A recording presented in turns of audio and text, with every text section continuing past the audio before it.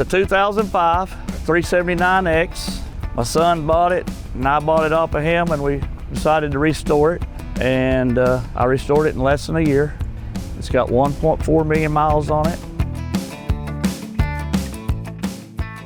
Whittmore, based out of Huntsville, Arkansas, or Springdale, Arkansas.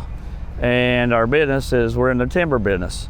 We haul logs, mulch, and lumber, and that's all we haul for is our own self, or ourselves. Been in the business since '93, and me and the boys and the whole family, it's a family deal. Wife works in the office, and it's just all about family. My dad drove for national carriers, and I originally started with national carriers in '91, and I still have my original '91 model Peterbilt. I restored it back in '16, I think it was, and I still have it too. 2.6 million miles. I've always wanted a silver truck, but everybody knows me as a blue man, so I had to put some blue in it somewhere. And that's the reason it's got painted blue fenders and tanks. And we done a frame off on it. They painted it at Buckner's in Springdale, Arkansas, and me and the boys done most of the other work. And this is a labor of love. It's got a cat, twin turboed, 18 speed, 355 rears. It's just a good old truck. It just sits in the shop and collects dust, except for deals like this.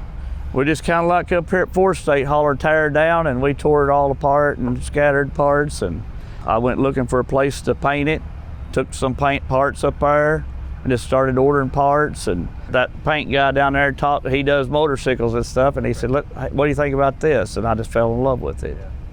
You know, and everybody, he painted me off a deal, and we took it around, and everybody said, "Boy, that's beautiful." And that's what we went with. When we got it all back together, and we just started putting parts on, and it just come together. But, you know, this truck here, as you can tell, these fenders or tanks and stuff look purple, but when the sun hits it, it's the bluest blue you ever see. It's a cobalt blue with metal flake, the same metal flakes in the other part. But the lights on it and stuff, I kind of laid it out on paper, what I wanted to do, and I sent it off to a company and asked them if they could build this for me, and they built it. And as far as I know, there's not another set in the country that's got the double rows and staggered like they are. And of course, I like lots of lights and lots of chrome. Chicken lights and chrome, that's what it used to be about. It ain't that way no more, but that's what it used to be. And that's part of that, and these boys helped us design a lot of stuff on it and built a lot of stuff for it. They've got a big part in it, and like I said, it was just one of them deals that just kept it coming and just keep it throwing money. The lettering on it, it took us 3 months to come up with the lettering, the color, because the paint changes color so much. The letters, if you pick one color, it wouldn't match in with that, so we had to have a company to kind of put that color paint code in and kind of design it to where it'd do the same on the boxes and stuff, you know. But it took 3 months to come up with the decals. Yeah. We're pretty proud of it. Me and the boys are pretty proud of it. And, you know, like I say, it's just a family deal. It's all about the grandkids. They love to ride in it. We gutted it inside and out, took all the old insulation and we put an interior kit in it. And got the saw blade incorporated, you know, tie it back to the Sawmill deal.